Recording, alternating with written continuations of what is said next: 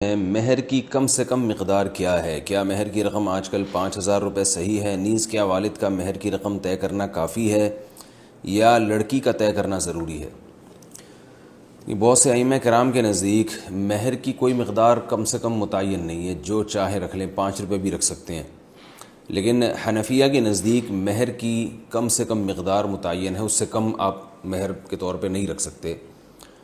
اور دلیل اس کی قرآن مجید کی آیت ہے قد علمنا ما فرضنا علیہم فی ازواجہم وما ملکت ایمانہم، کہ اللہ تعالیٰ فرماتے ہیں ہمیں معلوم ہے کہ ہم نے مومنین پر ان کی بیویوں کے بارے میں کیا ان پر لازم قرار دیا ہے۔ آگے ارشاد فرمائے لکی لا یکون علیک حرج، تاکہ اے نبی آپ پر حرج نہ ہو، یعنی اللہ تعالیٰ نے نبی کو تو آسانی دی ہے کہ وامرأۃ مؤمنۃ ان وہبت نفسہا لنبیہ، کہ کوئی بھی عورت بغیر مہر کے آپ صلی اللہ علیہ وسلم سے نکاح کرنا چاہے تو کر سکتی ہے، لیکن یہ عامۃ المومنین کے لیے اس کی اجازت نہیں ہے۔ تو اس سے پتہ چلتا ہے کہ عامۃ المومنین کو مہر کی کچھ نہ کچھ مقدار دینی پڑے گی۔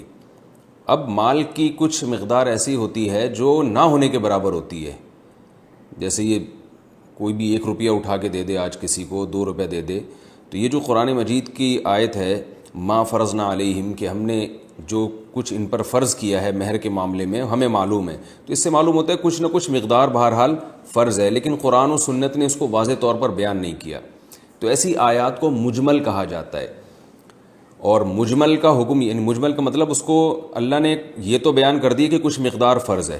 اور ظاہر ہے یہ عورت کی عزت کے لیے، تاکہ مرد کی جیب سے کچھ پیسہ نکلے گا تو اسے قدر ہوگی،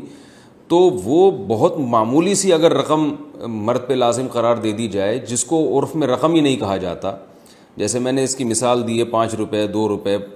کوئی بھی ایک پین اٹھا کے دے دے، تو ظاہر ہے یہ وہ جو شریعت نے جو مہر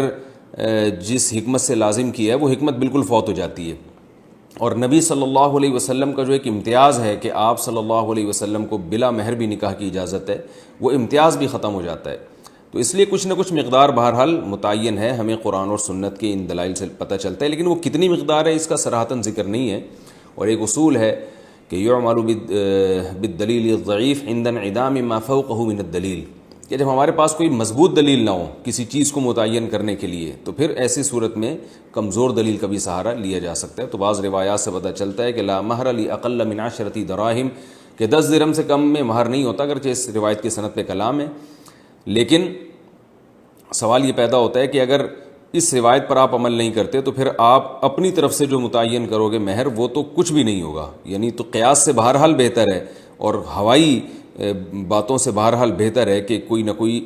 روایت کا سہارا لیا جائے۔ تو اس لیے 10 درہم کا اس روایت میں تذکرہ ملتا ہے، تو 10 درہم 32 گرام چاندی کے برابر ہے، اور 32 گرام چاندی کے ریٹ پتہ کر لیے گا کہ وہ کتنے ہوتے ہیں، وہ کیونکہ ریٹ چینج ہوتے رہتے ہیں، تو اس سے کم میں مہر